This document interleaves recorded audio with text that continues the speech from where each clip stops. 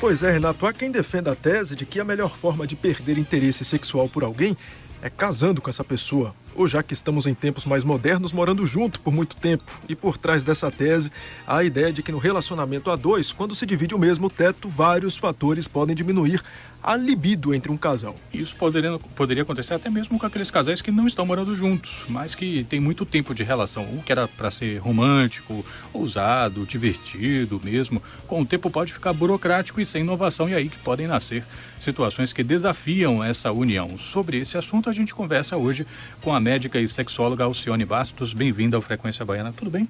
Tudo ótimo, eu que agradeço a presença. Então, tem pessoas que pensam em dar um fôlego extra, né, na relação e fazer algumas quebras de rotina.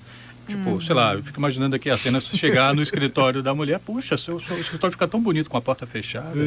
Mas e aí, eventualmente... Se as praias de Salvador falassem... Pois é, mas aí fica pensando, pô, mas será que eu vou passar por ridículo, coisa do tipo? Como é que você vê essa coisa de ficar com medo de estar entrando na rotina, mas também o medo de quebrar essa rotina? Olha, sobre o medo de quebrar a rotina, achei interessante você colocar, porque as pessoas não são muito afeitas a determinadas surpresas, Renato. Então, assim, elas temem que essa surpresa possa causar algum constrangimento.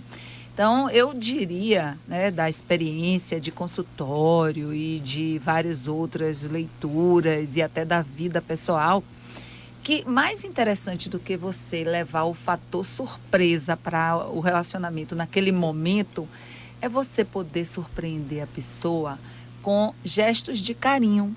Então, assim, que uma das coisas que eu acho interessante é no relacionamento que já é usual, já é aquele relacionamento mais antigo, as pessoas param de dar beijo de língua. Só dá beijo de língua naquele momento que está no meio da relação sexual. Mas assim, no dia a dia, quando vai se despedir para o café da manhã, ou do café da manhã, vai se despedir para sair, ou quando chega do trabalho, dá mal aquele selinho, às vezes nem o selinho, dá aquele beijinho no rosto. Então assim, isso é cair na rotina, sabe? Outra coisa que eu acho interessante é que as pessoas param de se tocar, elas se tocam muito pouco. Então assim, isso também é cair na rotina, não é cair na rotina só o estilo de ter relação sexual ou a falta de relação sexual. Eu acho que a falta de um elogio bem dado é cair na rotina. Então, fator surpresa. Eu acho legal você surpreender o outro no meio do trabalho com um torpedo. Um torpedo interessante, uma mensagenzinha bacana, um telefonema onde você fala assim, não precisa se dizer nada, só te liguei para te dizer que eu tô apaixonado de novo por você, ou qualquer coisa sabe assim? Então, isso é legal. Meu celular tá vibrando, doutora, peraí, brincadeira. Ô, que coisa boa, tomara que seja. Brincadeira. Pois é. E pequenos detalhes, né? Porque, por exemplo, você falando beijo de língua, tem gente que diz, beijo de língua assim não teve porque tem alguma coisa errada.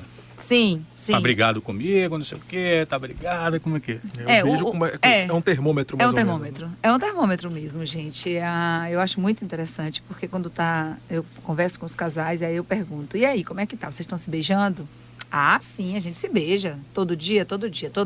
Vai mais de uma vez no dia. E como é esse beijo? Aquele beijo, né? Assim, você sabe. Então, não é aquele beijo apaixonado, gostoso. Mas e se a gente não tá sentindo? Pô, não vai forçar a barra, tudo bem. Aí a gente vai ver o que será que aconteceu, que cada um tá ficando muito na sua e não tá buscando, sabe?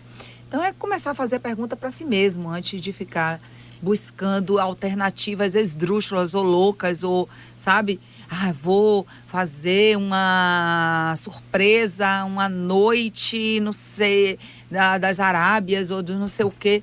Antes disso, bem antes, lá para trás, bem menos, quase nada. Vamos começar a tocar mais, dar mais beijos, surpreender com mensagem carinhosa, propor alguma coisa. E, mais do que isso, reservar um tempo para o relacionamento. Quando um dos parceiros está querendo, então, inovar no relacionamento, está disposto a usar acessórios, fazer outras brincadeiras diferentes, e o outro é resistente, como faz para contornar, alinhar a sintonia desses dois aí? Um conservador e outro que está querendo dar uma inovada na relação para ver se sai daquela mesmice. Verdade. É possível isso aí? É possível sim, isso acontece muito, né? Muitas vezes, um é mais conservador, e eu digo que geralmente o homem é mais conservador do que a mulher, porque a mulher está sempre buscando novidade. O sexo, inerentemente, já é algo assim que busca novidade a todo momento, né? A sexualidade, o desejo, ele pede novidade. Então, assim, se a gente der asas à nossa imaginação, a gente vai ter muita novidade para a gente poder estar disponibilizando no relacionamento. Mas, assim, geralmente nos casais, um é um pouco mais conservador e o outro mais aberto. Eu diria que não deve se forçar a barra. Por exemplo, o cara é conservador, a mulher é mais aberta no relacionamento, ela comprar um sextoy, um brinquedinho, um vibrador e apresentar a ele, meu bem, olha aqui, seu novo amiguinho, não.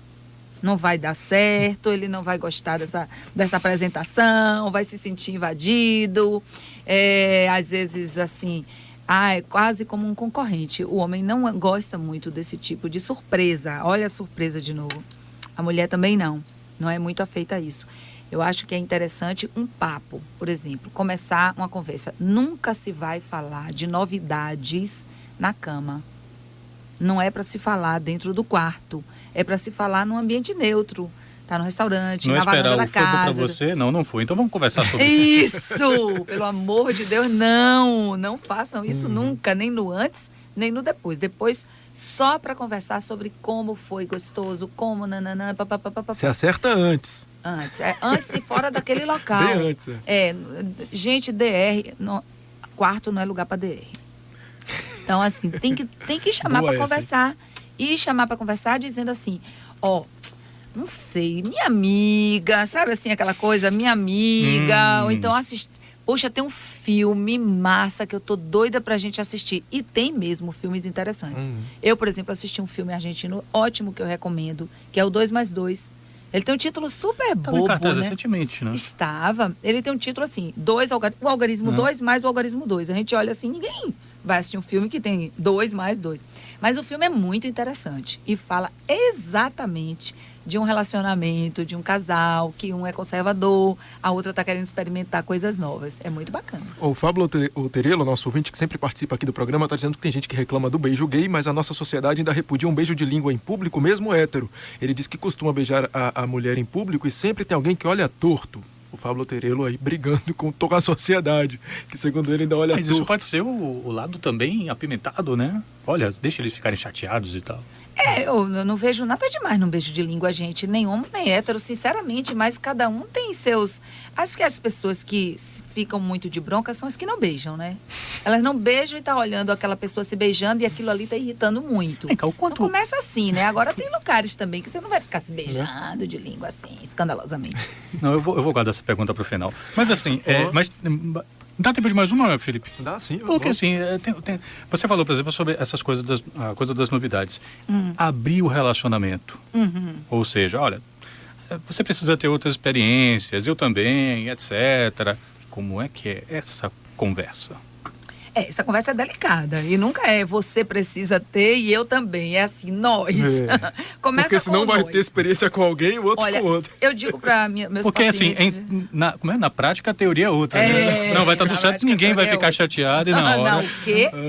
Eu digo assim para meus pacientes, eu digo assim, gente, quando vocês quiserem propor alguma coisa nova, já comece assim.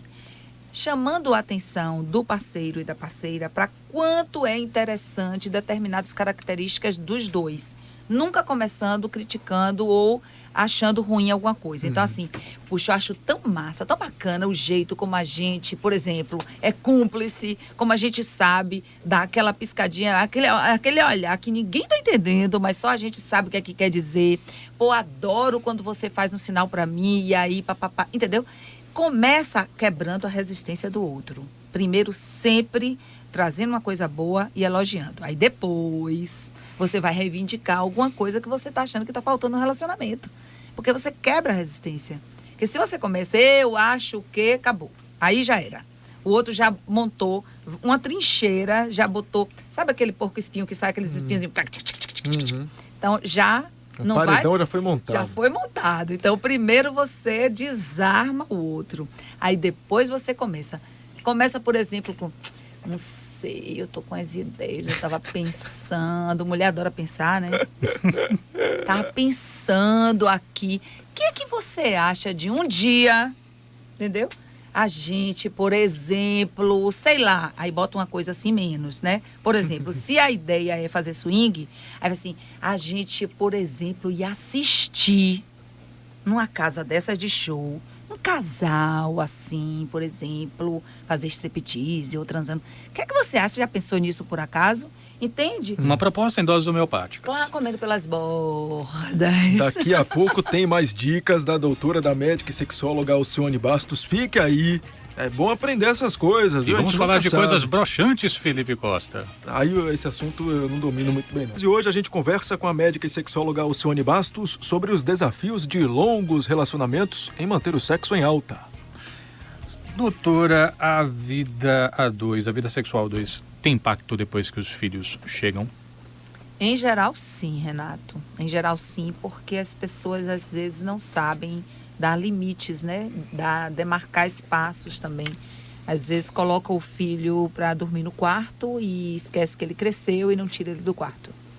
E acha tão bonitinho. Ô, doutora, não é tão bonitinho. Eu acordo de noite e vejo aquela carinha assim, sabe? A pessoa não percebe que aquilo ali, o filho está entrando no lugar de algo, né?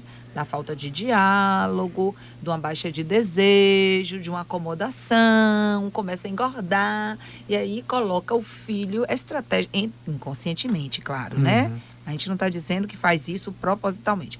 Mas a criança termina sendo usada, ou pior, quando são as, né? Às vezes 2, 3, que assim, você, quando termina aquela fase de amamentação, que é uma fase que a mulher está em baixa de desejo na amamentação, porque existe um hormônio que ele é próprio para a amamentação e ele é um antagônico da testosterona, que é o hormônio que ajuda no desejo sexual. Então, a natureza sabiamente coloca para a mulher ficar em baixa de libido. Mas tem mulheres que elas emendam uma amamentação com uma outra gravidez e aí com uma outra amamentação. O casamento não aguenta. Ixi, não tem aguenta. que planejar até isso. Né? O matrimônio, assim, a instituição fica, né? Mas o casamento enquanto vitalidade sexual, a vida sexual a dois vai pro brejo. É pelo que você fala nesses casais, e bom que se diga casais heterossexuais, né, com filhos, Sim. o homem é que sofre. Não, os dois sofrem porque ela também, ela não se dá Ela se dá conta disso? Não, muitas vezes não. Ela se dá conta que ela tá chateada, ela se dá conta que ela tá irritada, ela se dá conta que ela não pode mais ter tempo para ela como ela tinha antes, que o sono dela é péssimo, mas ela não se dá conta que ela mesma está contribuindo para isso quando ela fica totalmente voltada para a maternidade e esquece que ela também é uma mulher com desejos, que o marido dela também precisa de ser satisfeito nos seus desejos e anseios e que ele fica reprimindo isso, achando tudo bonitinho, tudo lindo, maravilhoso. Às vezes não está achando nada bonitinho, mas está se conformando. Cada vez mais o homem tem se conformado com esse papel de ficar como um pai assistente, um pai principal. Mas algo de escanteio. Exatamente. Não, um pai atuante mesmo, mas assim, tá todo mundo voltado muito para a criança, sabe? Parece que é uma dinastia, parece que é uma coisa assim da criança. A criança, ultimamente, né? Ela o pilar do casamento é a criança. Agora. Tem tomado um tempo, uma energia do relacionamento e as pessoas esquecem que existem outras coisas tão importantes quanto ter filhos. E para quem já está na terceira idade, esse desafio é ainda maior? Não acredito maior, não. Eu acho que poderia ser bem melhor, porque não tem mais o fator filhos. Geralmente já estão estáveis, aposentados na maioria das vezes, não tem que estar se estressando com o trânsito, porque não tem aquele horário. Então, teoricamente, Felipe, a gente poderia dizer que um casal que já tem filhos criados e que já tem uma estabilidade econômica, poderia aproveitar esse tempo, esse dinheiro e agora que sobram para se dedicar a um ao outro.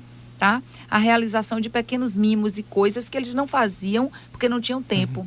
E aí é que eu acho que o fator tempo hoje é o principal vilão da sexualidade nos dias atuais. Casais gays têm procurado sexólogos também? 2 mulheres, 2 homens, as questões quais são? Pouco. São mais bem resolvidos, têm a cabeça melhor. Muito pouco. Por exemplo, principalmente casal homossexual que me procura o homem por disfunção erétil, por exemplo, tá com dificuldade de ter ereção. Isso para ele é realmente um problema. É um problema para o homem hétero ou homo, qualquer um que seja. Diminuição de desejo no caso do relacionamento mulher-mulher, né? Homoafetivo. Mais por diminuição de desejo. Mas não vejo, não é muito não. A frequência maior é individual mesmo, né? Principalmente os homens que têm disfunção erétil e têm ejaculação rápida ou às vezes ejaculação retardada, que é a demora também, que isso já é um problema. E as mulheres ou o casal, por dificuldades no relacionamento a dois. Diminuição de desejo principalmente. E o fator tempo é importantíssimo. Um bom sexo pode substituir uma DR? Com certeza absoluta.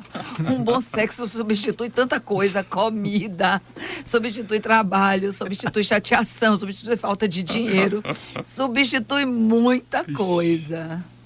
Tem uma pergunta que eu te fazer no começo e acabei guardando, porque foge um pouco a nossa história, mas a gente sempre não, tá? Beleza, mas algumas pessoas, quando vem aquela figura que não é exatamente das mais simpáticas, diz, sabe o que essa pessoa precisa? Ela precisa de uma... Boa, complete a frase. Complete a frase. Posso? Né? Não. Tem que... Peraí, tira as crianças do carro. Nem tirando criança. Não dá no estacionamento, dá no engarrafamento, não dá. Tem criança que não pode sair do carro há tempo. Mas precisa de uma boa, complete a frase. Sim. O quanto isso é verdade? O quanto isso pode mexer no humor a ponto de criar essa impressão às vezes? Isso é totalmente verdade, porque os antidepressivos todos, a maioria deles, eles são baseados em substâncias que elas estariam disponibilizando no cérebro a sensação de bem-estar. E qualquer pessoa que tem uma transa boa, bacana, com orgasmo, sabe que depois de uma boa transa com orgasmo, você tem a mesma sensação, mas com muito mais rapidez e muito mais interessante, tá? Então, assim, um relacionamento sexual constante, aí eu digo, não pode ser eventual. Aí teve demora 3 meses para ter de novo, demora 1 ano para ter de novo. Não. É aquela coisa de você dar manutenção. Você tem que saber que existe um ritmo. Todo mundo tem um ritmo.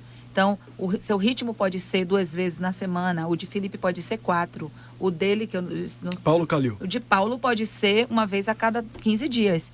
Então, assim, o ritmo tem que ser analisado, visto e buscado. Então, se você respeita o seu ritmo e você, a mulher, o homem, os dois, eles descobrem qual é o ritmo deles, entram no consenso e conseguem manter esse ritmo, eles vão ter disponibilizados sempre endorfinas, substâncias que você consegue a muito custo, e no sexo você vai ter ela disponibilizada para você ter bom humor sempre, disposição para trabalhar, você vai ter um relacionamento muito melhor na família, em tudo quanto é lugar. Faz bom pra pele mesmo? É outro mito, né? Faz bem pra tudo. Pra tudo. Faz bem pra tudo. Faça amor, não faça guerra. Sexo não tem contraindicação, né, gente? Sexo não tem contraindicação. O que tem contraindicação seria a pessoa em estado grave, doente, acamado, uma gestante que está com risco de abortamento ou parto prematuro, algo pós-cirúrgicos, quer dizer, praticamente não tem contraindicação. Muito boa forma de terminar uma entrevista sobre sexo. E uma excelente forma de começar uma noite de quinta-feira. Por exemplo. Alcione Bastos, médica e sexóloga, que esteve aqui com a gente no Frequência Baiana, falando sobre os desafios para se manter em alta o sexo durante um relacionamento que já está contando muitos anos.